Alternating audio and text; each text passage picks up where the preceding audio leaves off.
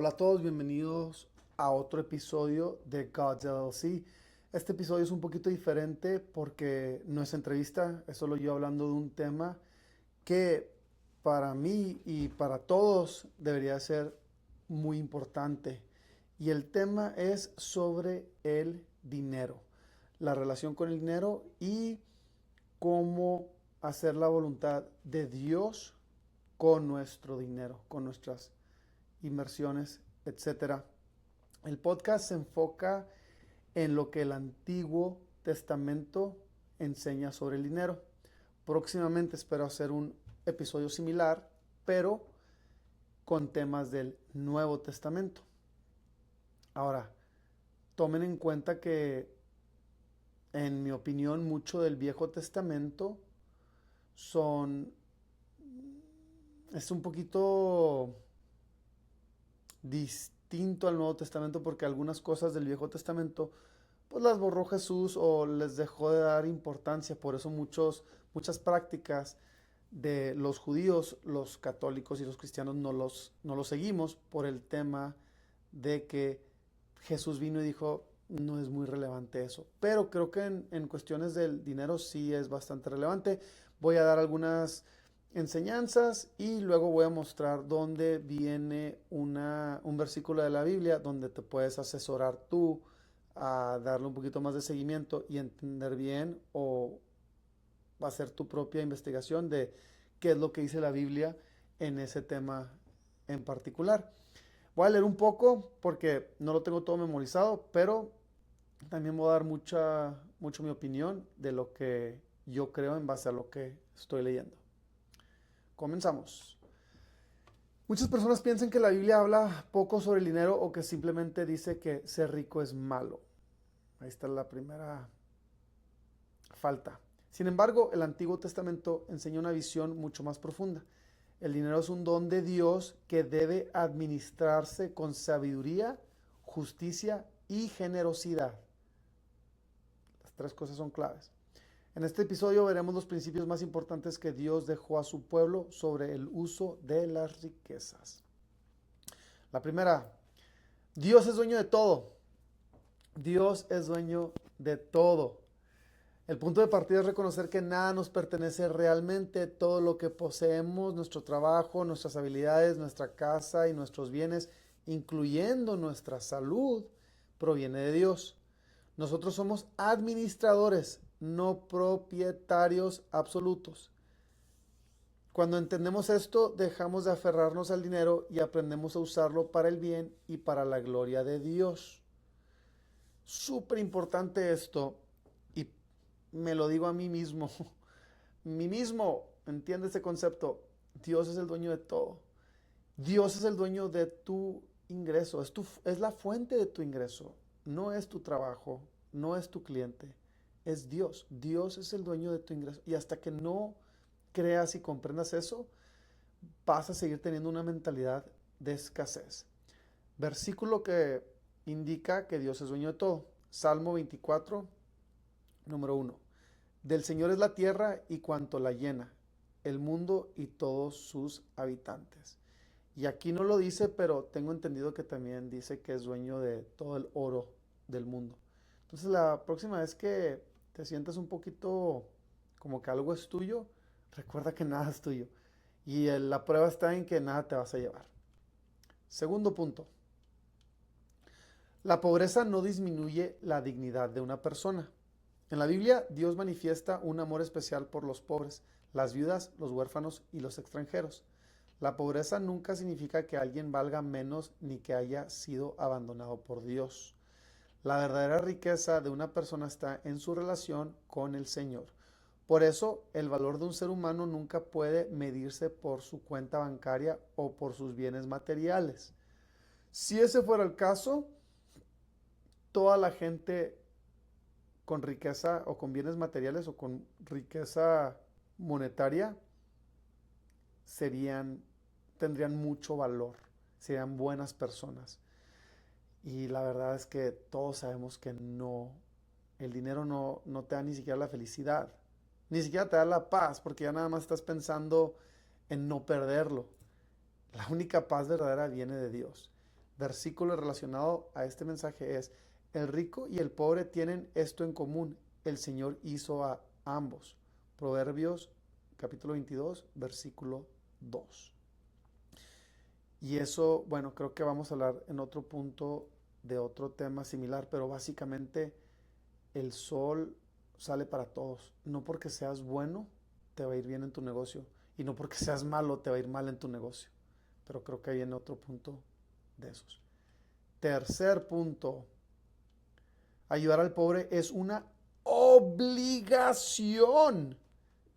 Escuchen bien, entiendan bien. Ayudar al pobre es una obligación. La caridad no es un acto opcional reservado para algunos. Dios ordenó constantemente a Israel cuidar de los necesitados, compartir sus bienes y no cerrar el corazón ante quien sufre. Nuestra relación con Dios se refleja en la manera en que tratamos a los más vulnerables. Una fe auténtica siempre produce obras de misericordia. Uf, ayudar al pobre no es opcional, es una obligación. Entonces, la próxima vez que veas a alguien pobre pidiéndote dinero y tienes dinero en tu cartera, acuérdate del primer punto: no te pertenece a ti. Y este tercer punto: es tu obligación ayudar. Ahora, ojo, no significa que dejas de ayudar a tu familia por ayudar al pobre. Ese es otro punto también muy importante, hay que tener cuidado. No sé dónde, y este tema a lo mejor lo podemos ver después, pero según yo, cuando estás endeudado de una manera peligrosa, no es, a lo mejor tu obligación es salirte de esa deuda primero. Pero al final del día, si te sobra y tienes los medios, es tu obligación ayudar al pobre.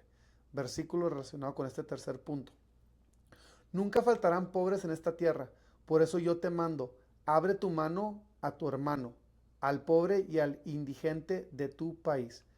Deuteronomio capítulo 15, versículo 11. Y todos estos versículos los voy a poner en la descripción del episodio. Muy bien. Cuarto punto: la honestidad en los negocios. Uf, este me encanta. Buenísimo. Dios rechaza toda forma de fraude, corrupción o engaño. Engaño también es mentira. Entonces, incluye ahí, Dios también rechaza la mentira, cualquier tipo de mentira. La manera en que obtenemos nuestro dinero importa tanto como la cantidad que ganamos. El Señor bendice el trabajo realizado con integridad y condena cualquier ganancia obtenida mediante la injusticia. Pues creo que le cae la piedra a algunos. No nada más es tú ser honesto en tu trabajo, sino que qué tipo de trabajo, qué tipo de negocio estás haciendo. ¿Estás ayudando a algo bueno, a algo que viene del reino de Dios, o estás aportando algo malo, algo que aleja de Dios? Nomás hay de dos sopas: la sopa de Dios o la sopa del otro. Entonces, ¿a dónde estás aportando tú? No te digo que dejes tu trabajo mañana en dado caso que estés aportando a la otra, pero sí piensa y pídele a Dios la sabiduría para sacarte de eso al y meterte a la sopa de Dios. Versículo en referencia a este cuarto punto: la balanza falsa es abominable para el Señor, el peso exacto le agrada. Proverbios capítulo 11, versículo 1. No mientas, no engañes. Se escucha muy básico, pero ¿cuánta gente no lo hace en su negocio o en su trabajo? Quinto punto: pagar un salario justo. Madres, el trabajador merece recibir el fruto de su esfuerzo. Retrasar o negar un salario justo es una grave injusticia. Desde el Antiguo Testamento, Dios demuestra su preocupación por quienes viven de su trabajo diario y condena toda forma de explotación. Y ¿sabes qué? Me voy a ir un paso más en este tema. no nada más, obviamente tú como empresario, como dueño de negocio, esfuérzate para pagar un salario justo. Obviamente te va a tocar menos a ti, pero ahí estás aportando al reino de Dios, a darle trabajo a una familia. Pero también, y esto está un poquito más difícil, pero sí se puede, hay que contemplar el hecho de que no hay que comprar y no hay que apoyar negocios que no pagan un salario justo. Por ejemplo, y obviamente yo soy, ¿cómo se dice? Yo caigo en esto, pero por ejemplo, no sé, una compañía grande que sabes que tienen a sus empleados pagándoles una miseria, este, y como dice aquí, o sea, con explotación a sus empleados, no aportes a esa empresa. O sea, hay miles de marcas y hay miles muy buenas y de todas maneras, pues tu dinero, o sea, te esfuerzas por generar tu dinero. Asegúrate que tu dinero se esté yendo a un lugar bueno, donde pagan un salario justo. No conozco mucho este tema, no investigo mucho las marcas, pero seguramente hay varias marcas, especialmente las baratitas, las que están de moda y es ropa desechable, ¿verdad? Que también para mí eso es desperdicio, que vas a usar una vez y la vas a tirar a la basura. ¿Tú crees que le están pagando un salario justo a sus empleados, a los que fabrican esa tela? Lo dudo. Pero es un poquito de investigación, concientízate en no nada más pagar un salario justo, pero en aportar a empresas que dan un salario justo.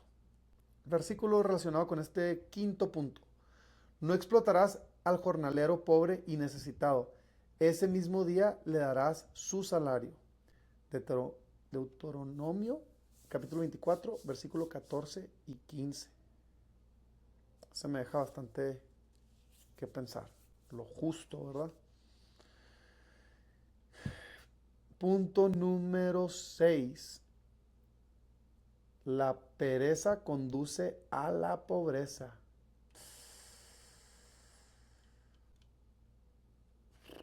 Qué buen punto, la pereza. Hijo.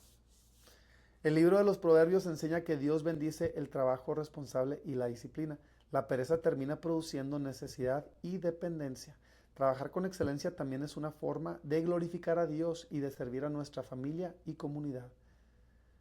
Ahí pues no hay mucho que decir, ¿verdad? Simplemente no seas flojo, no seas huevo, como decimos acá.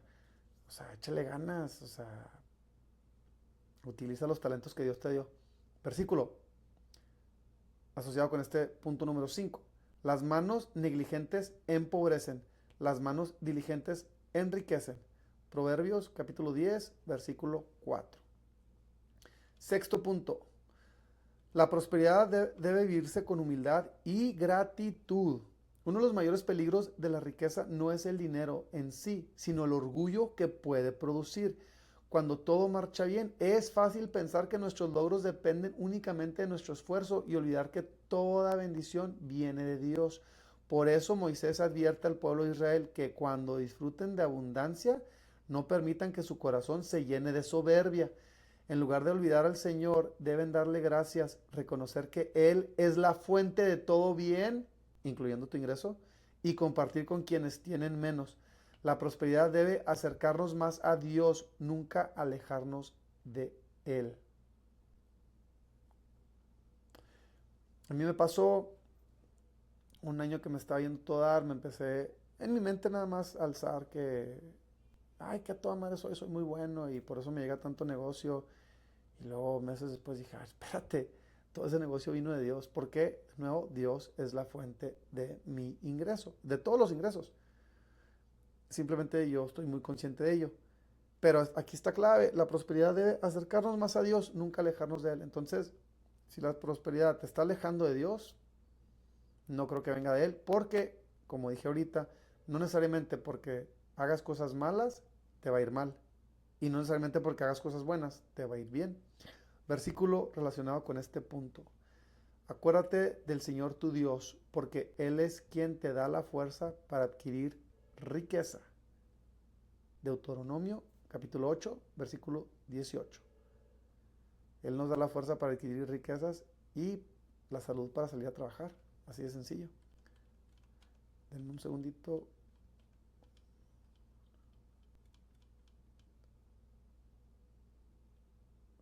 Número 8, el siguiente punto. El diezmo. El diezmo enseñaba al pueblo que Dios ocupa el primer lugar. Antes de pensar en uno mismo, Israel ofrecía a Dios una parte de sus bienes como signo de gratitud, confianza y reconocimiento de que todo provenía de Él. Más allá del porcentaje, el principio sigue vigente, poner a Dios primero en nuestras finanzas. Creo que este punto es importante, y más en los católicos, porque en el Viejo Testamento, creo que eran los levitas, no, pues, según yo eran sacerdotes y se enfocaban en todo lo espiritual, en lo de Dios, y el pueblo se encargaba de ellos. Y pues el equivalente en el catolicismo del levita sería un sacerdote, ¿verdad? O una monja, o etcétera, la iglesia. Y creo que ahí a veces como vemos el edificio bonito y grande y se nos olvida de que, oye, enfriar el edificio cuesta, ¿verdad? Calentar el edificio cuesta, las luces cuestan. Los sacerdotes pues necesitan que comer. Ya hay muchas opiniones de qué se hace con el dinero, si se utiliza para bien o para mal, o si roban o no, pues ahí sí ya no sabemos, pero en cualquier iglesia que no es católica, en cada servicio te ponen ahí para aportar y en el catolicismo no. Sin embargo, vas al cine y pagas, ¿no? Pero vas a la misa, que es la celebración más importante que existe, y no das a la limosna. ¿Qué onda ahí? Y se requiere, y no nada más en la iglesia, sino con las monjas, con los monjes, etcétera. O sea, hay que apoyar a la iglesia de Dios, porque si no, se va a ir y el día de mañana no vas a tener una iglesia a donde asistir. Y ahí es cuando vas a estar llorando y diciendo, ay, ¿por qué no di más? ¿Por qué no aporté más? ¿Por qué no ayudé más? Yo entiendo que la iglesia necesita un poquito de, también, o sea, ellos dar ese mensaje un poquito más seguido de dar, creo que ahí les hace falta, pero tú como católico, da y aparte se te va a multiplicar. Entonces, ni para qué te estresas, hombre. Y aparte te lo vas a gastar en una tontería de todas maneras. Versículo asociado con este punto número 8. Honra al Señor con tus bienes y con las primicias de todos tus frutos. Proverbios capítulo 3, versículo 9. Número 9. Ahorrar con prudencia. La Biblia no condena a ahorrar, al contrario, el ejemplo de José muestra la importancia de prepararse para tiempos difíciles. Contexto, a José le llegó un mensaje de que iban a venir tiempos difíciles y el cuate empezó a ahorrar, no sé, grano o como le llamaban eso entonces. De ahí viene. Ahorrar con prudencia no significa confiar menos en Dios, significa administrar sabiamente los recursos que Él nos ha confiado. Pues sí, ¿cuánta gente en pandemia la batalló porque no tenía ahorros? Eso es clave, o sea, tienes que ahorrar, en mi opinión, el 30% de tu ganancia, 10% para invertir no, para emergencias a corto plazo, 10% para largo plazo y 10% al diezmo. Versículo relacionado a este punto número 9. Durante los 7 años de abundancia, José almacenó trigo. Génesis capítulo 41, versículo del 47 al 49. Punto número 10. Tener cuidado con las deudas. Ojo, mexicano, gringo, paisa, que todo te gusta poner en crédito. Ten cuidado con las deudas. La Biblia invita a ser prudentes con los compromisos financieros y a no asumir deudas irresponsables que puedan convertirse en una carga difícil de soportar. La libertad también se protege administrando correctamente nuestras obligaciones económicas. Versículo relacionado con este punto número 10. No seas de los que comprometen su palabra ni de los que salen fiadores por las deudas. Proverbios capítulo 22, versículo 26. Ese capítulo de Proverbios, que no lo he leído yo, parece estar muy alineado con este tema. Punto número 11. El dinero nunca debe ocupar el lugar de Dios. Hijo de su. Este punto es muy importante. No idolatrices el dinero. Es solo una herramienta. No es Dios y no debe ocupar el lugar de Dios. El dinero puede convertirse fácilmente en un ídolo cuando comenzamos a poner nuestra confianza en él en lugar de ponerla en Dios. Las riquezas son pasajeras y pueden desaparecer en cualquier momento, pero el Señor permanece para siempre. La verdadera seguridad del creyente no está en sus bienes, sino en la providencia divina. El dinero es un excelente instrumento cuando sirve a Dios, pero se convierte en un mal amo cuando gobierna nuestro corazón. Dicen que el dinero no es la raíz de todo mal, sino que el amor al dinero. Y aquí lo calca, pero se convierte en un mal amo cuando gobierna nuestro corazón. Está hablando del dinero. Me pega cañón. Obviamente estoy en bienes raíces, soy empresario, tengo inversiones y a veces quiero planear todo mi futuro en base a estas inversiones y vivir de ellas, etcétera, etcétera, que está muy suave el plan y lo voy a seguir haciendo, pero nunca debe ocupar el lugar de Dios. O sea, si te pones a pensar, voy a invertir en bienes raíces de aquí a que me retire, que está bien, pero tú nunca sabes qué puede pasar. Otra pandemia, que caiga el mercado, etc. Pueden pasar mil cosas y de repente ya tu inversión pues no vale lo que pensaste que iba a valer. Históricamente no nos indica eso, ¿verdad? Pues yo estoy en bienes raíces y por eso confío mucho en esa inversión. Pero, ¿qué inversión va a ser más fuerte? ¿La de bienes raíces o la de confiar en Dios y pedirle a Dios que te guíe y te dé sabiduría para saber no solo en qué invertir, pero también en qué trabajar? Versículo asociado con este punto número 11. Si aumentan las riquezas, no pongáis en ellas el corazón. Salmo capítulo 62, versículo 11. Número 12. El culto sin justicia no agrada a Dios. No basta con asistir al templo, ofrecer sacrificios o hacer donativos si nuestra vida está llena de injusticias. Dios desea un corazón convertido, una vida coherente y una fe que se traduzca en obras de justicia y misericordia. No porque vayas a la iglesia todos los días significa que llevas una vida digna de Dios. Eso es clave. Y todos conocemos a esa persona que se la vive en la iglesia, pero es un patán. No seas esa persona. Si vas a ir a la iglesia y tienes un problema de personalidad, pídele a Dios que te convierta ese corazón de piedra en corazón de carne.